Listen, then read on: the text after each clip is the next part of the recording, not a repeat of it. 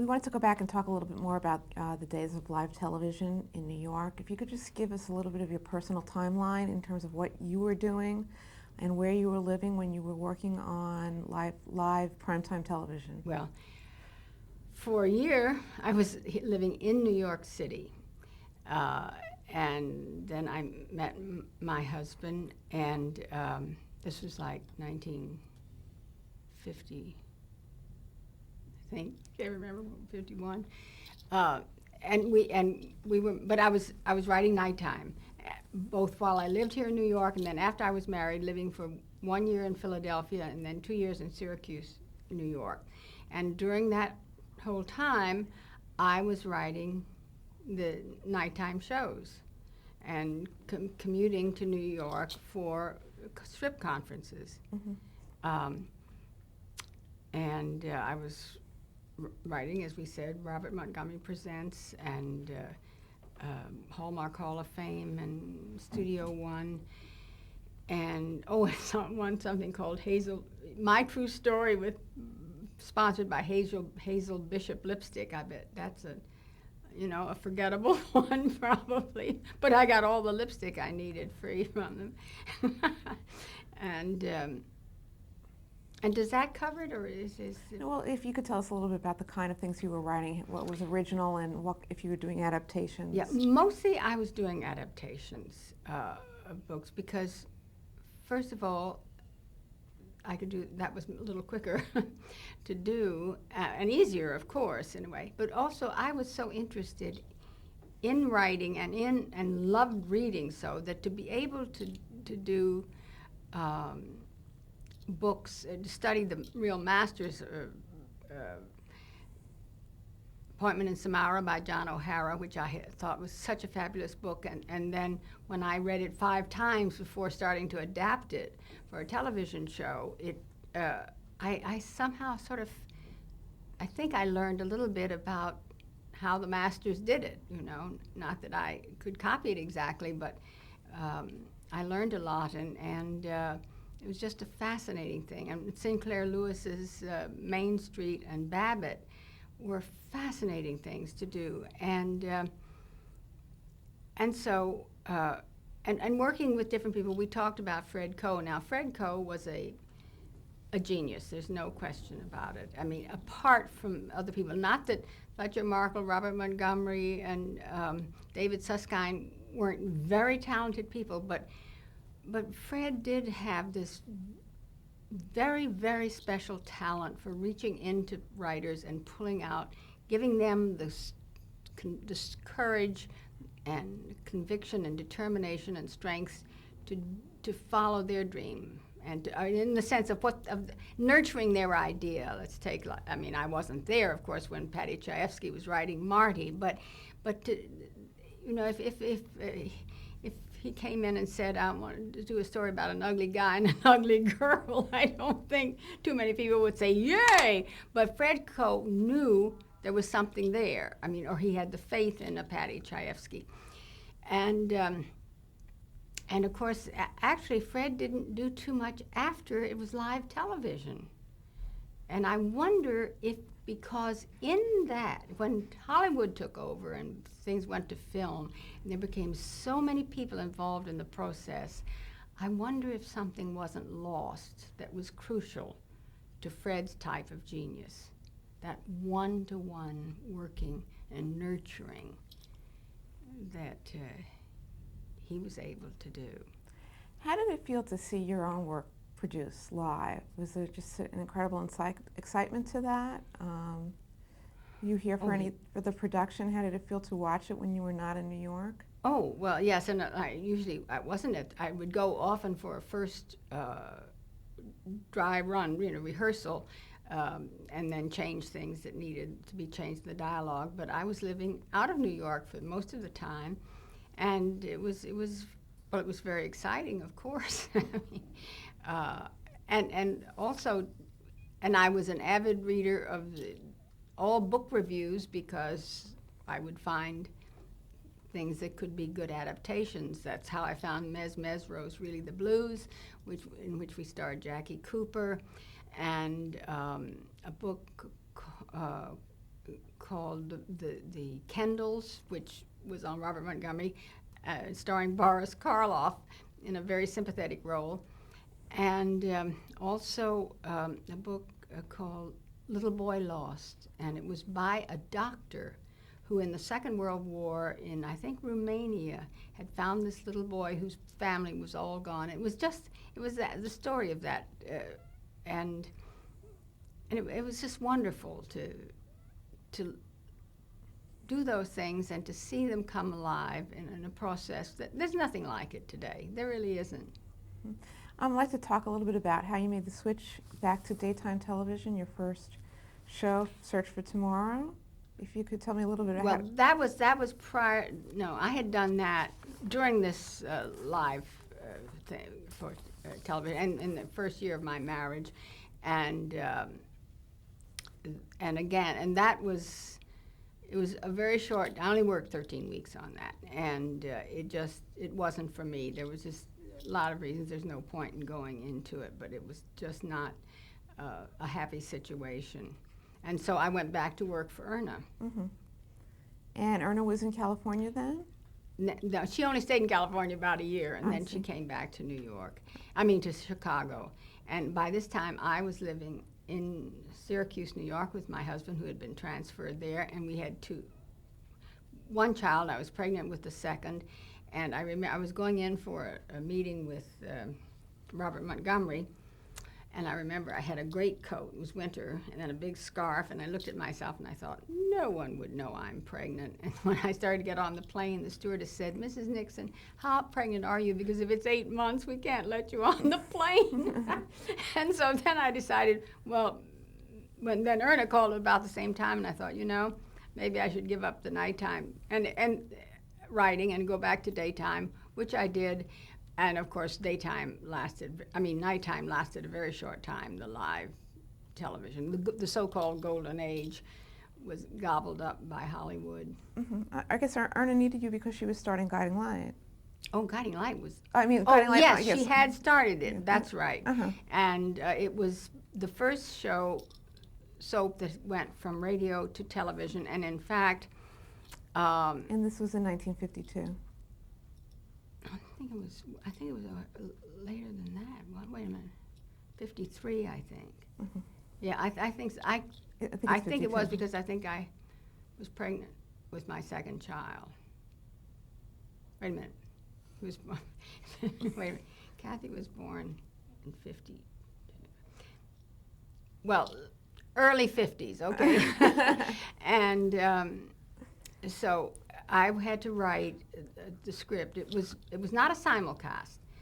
They did the television show early in the morning till mid-afternoon, and then they did the radio show. I wrote the television show first, and when there was anything that could not be if there was a picture which would not translate into just dialogue, then I had a narrator writing. I mean, I had a narrator talking about it. Now, when Bert goes to the kitchen, she worries as she opens the refrigerator about what Papa Bauer will say to her. That sort of thing. Mm-hmm. So it was the same cast, the same episode, Absolutely. done the same day, and absolutely. And from where was the show broadcast? New York. From which studio? Oh, I don't remember. Could you? I was rarely there. Could you tell me a little about the show's format, how long it was? It was a 15-minute show. Were there more challenges involved in doing a show live in daytime than in prime time at that point? Well, more challenges in the sense, there's always a different challenge today because nighttime, the plots move much more quickly. So but on the other side of the coin is that in daytime we are able to go into depth in the character analysis of people and just to make a quick comparison, we did on All My Children over a year we took to do an AIDS story, and of course and that was what got people really interested in it because there were other things happening simultaneously. One didn't have the luxury of that and still doesn't in a movie of the week. You know, that has to do, on Movie of the Week 15 years ago, after I read a book, an article in the New York Times Magazine section on Little Ladies of the Night, 8 weeks later we had a young prostitute on All My Children telling the story of this sad situation. And well, the story went on and with progressions of plot for years with Donna Beck. 8 months later, ABC had a Movie of the Week, Little Ladies of the Night, and it was over in 90 minutes. You know, they're very different animals. So in other words, in the early days, did you find that the fact that the format was different afforded you more creativity, more psychological insight? In daytime? In daytime. Of course, yes, it did. But of course, then we had, though, the luxury of more money to spend, more cameras, a larger studio. So it was, as Gertrude Lawrence used to say, what you lose is on the swings, you wins on the roustabouts. And that's sort of how it worked. Mm-hmm. There were good and bad things in both. Mm-hmm. Could you tell us a little bit more about Guiding Light in terms of, you know, of course it was sponsored by Procter & Gamble. And owned by Procter & Gamble. And what is the influence of Procter & Gamble on a show that it owns? Well, I can't, you mean back then? Back then. Oh, well then it was total creative control. I mean, everything had to be approved by the P&G, and I think I haven't worked for P&G now for 30 years almost, so I don't know what it is today. They were all very lovely people, and of course, but I chafed often under the strictures. As an example, when I was writing Another World when I created, and when One Life to Live went on ABC. And on one of the first stories we did was on One Life, was the story of Carla Gray, a black actress who passed for white because she couldn't get jobs any other way. And at the same time on One Life to Live, on Another World, which I was writing for P&G, I wanted a white actress and a black, a white character and a black actress to room together, and P&G wouldn't let me do that. You know, we're going back though a little over 30 years, so, but so that was the difference, the control. Whereas ABC, I had much more latitude. But I guess going back though in the early days of Guiding Light, you didn't really think about that in terms of the things that you couldn't do, right? Yeah, well, of course, the big example, it really is the public service issue, which I was then able to do with such satisfaction on the ABC shows, the shows that were on ABC. And I really chafed and resented the fact that soap opera was used, and we're going back now to the late 50s, early 60s, right, that soap opera was used as a term of denigration. Anyway, well, it was a good novel, and then it turned into a soap opera. Well, if you want to see, if you want to go to see a soap opera, go to this movie. So, and then I began to wonder if there was because I worked very hard, and Erna had taught me to, respect what you're doing. So then I wondered, though, is there anything we can do to make them respect us more? I had a friend die at that time, and of cancer, and very young, 40. And so I found out that uterine cancer was at that time the one form of cancer that was completely curable if caught in time, which meant having the Pap smear test. But women in that day and age often didn't go to their doctors after they had their last baby. So I wanted to do this story to give Bert Bauer uterine cancer and to take a year overall to get this message across. Do you remember what year you did the story in? Well, I think it was 63 or 60. I think it was early 60s, maybe 61 or 2. I think it was 63. Okay. Okay. It's hard to pigeonhole all that. And So I said to P&G and CBS that I'd like to do this, and they said, no way. This is an entertainment program. And we have public service, and of course, times, and that's a public service talking about cancer. But the public service programs were on Sunday morning or late at night, and nobody watched. And so then I wrote the story, the plot, the whole thing, and, you know, a long-term projection. And then they said, well, all right, do it, but don't say cancer, don't say uterus, don't say hysterectomy, which was a little bit difficult. So then I wrote, because by now I think I was mad and determined to do it, and I wrote scenes out of context for 6 months ahead, in which the doctor would tell Bert she had abnormal cells, that she should have a D&C, and so on through the hysterectomy, but trying to show them that it would be done tastefully and not frightening. And so they agreed finally that I could do it, and we did it, and then I got letters from all over the country saying thank you for saving my life, from women, and so I was hooked then on this, and I suddenly realized that they said this is an entertainment program, but learning can be entertainment. Mm-hmm. You know, engaging people's minds, and so that was a major thing. But another example of at one time the taboo of against something like that was, and of course they said we have the American Cancer Society puts a program on. Yes, they do, and the ostriches in the world, the women would turn it off. They didn't want to see it.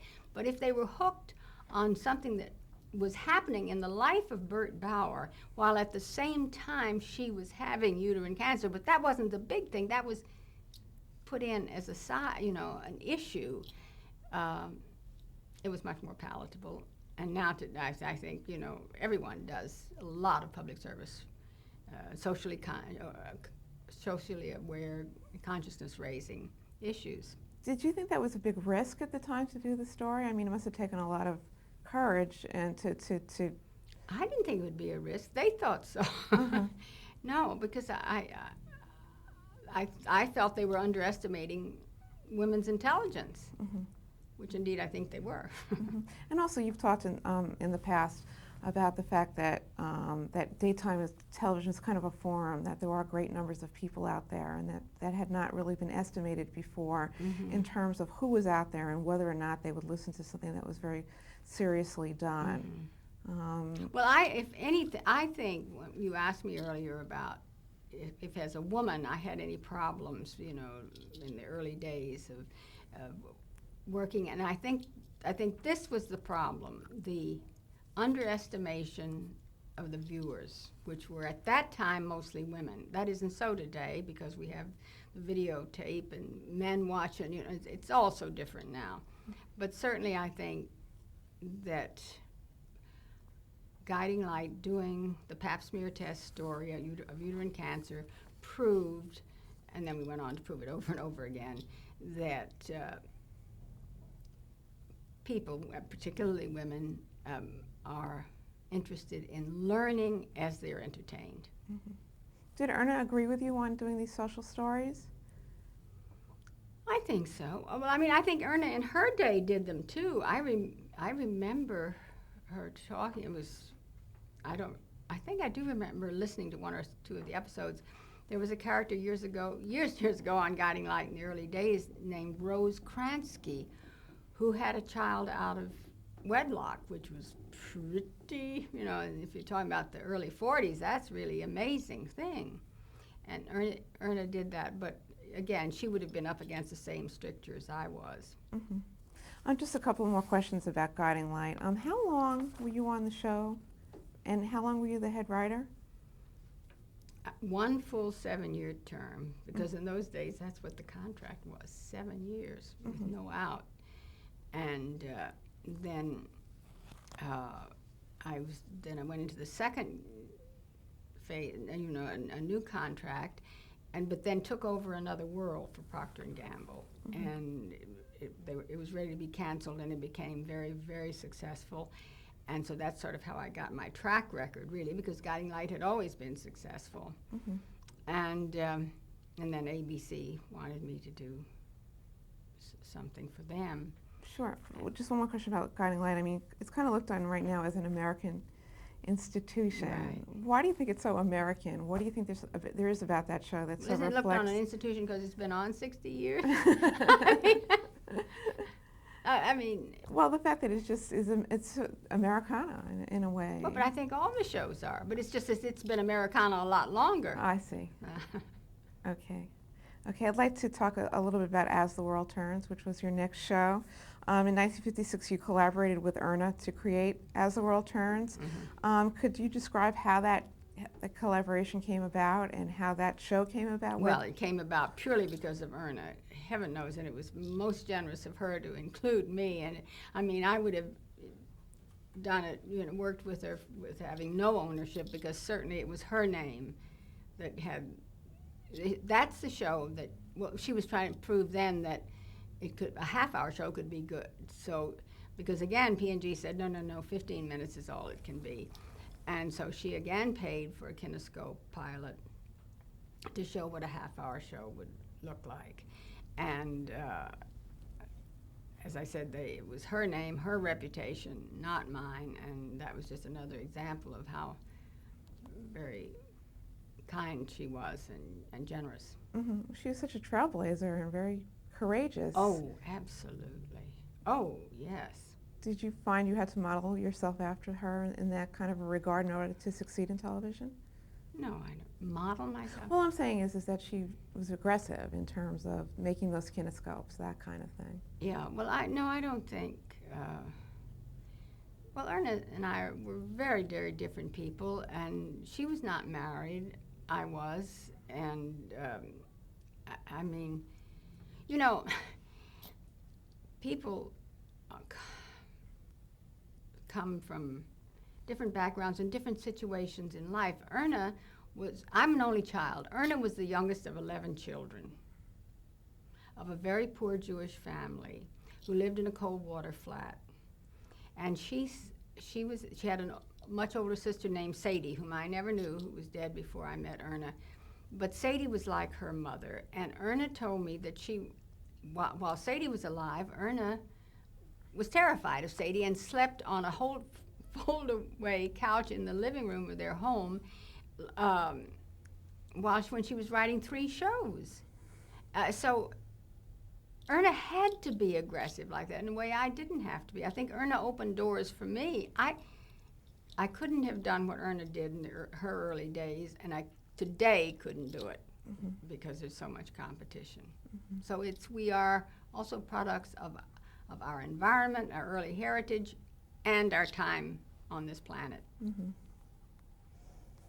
You created another quintessential American place out of 2 different really backgrounds, which was Oakdale. What was the focus of As the World Turns when the show started? Well, it was Erna's focus, of course, and Erna believed, she said she believed that a woman's place was in the home. I think she would have been bored to death if she'd been there with, and not able, because she had such creativity, she would have had to have an outlet. But, I think Erna wrote from her dreams as much. That's what fired her imagination. And she always thought she would have been happier married. And with her own children. When she was 34 years old, she had a hysterectomy, so she could not have children. And so Erna believed guiding As the World Turns the verities of life: husband, wife, happy family, children, and of course then the children have problems. But I don't think Erna would have ever given Chris and Nancy their own problem.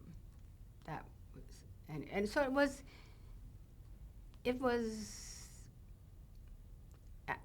apple pie and the flag and mother and father, and then the older generation. There was Papa in As the World Turns. Papa Bauer was on Guiding Light, just as I've had grandmothers. I mean, again the generational story. So it was very idealized, the idealized family. And it was America. It was American apple pie. At that time, like Father Knows Best.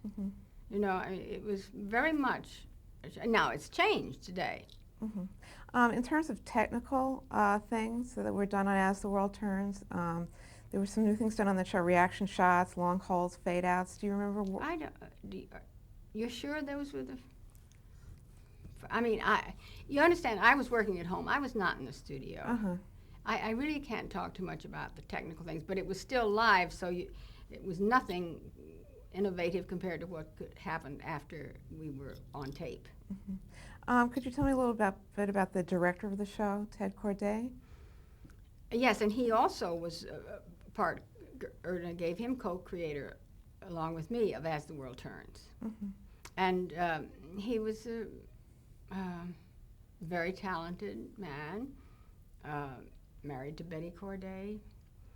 They had 2 children, of course, and today that's Ken Corday, who still produces Days of Our Lives. And, but I mean, he understood Erna's intent. He brought her vision to the screen, I think.